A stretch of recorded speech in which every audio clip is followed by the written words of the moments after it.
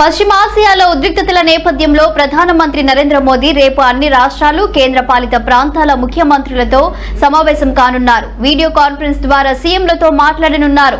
పశ్చిమాసియాలో 27 రోజులుగా యుద్ధ వాతావరణం నెలకొన్న విషయం తెలిసిందే. యుద్ధానికి అమెరికా తాత్కాలిక విరామం ప్రకటించినప్పటికీ ఇజ్రాయెల్, ఇరాన్ మధ్య సంఘర్షణ కొనసాగుతోంది.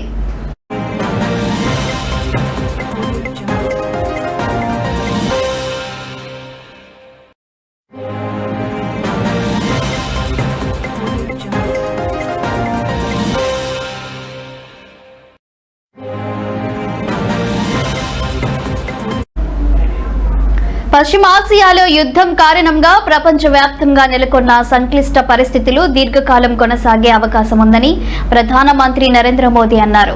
పార్లమెంటు ఉభయ సభలను ఉద్దేశించి ఆయన మాట్లాడుతూ ఇది అందరికీ పరీక్షా సమయమని అన్నారు.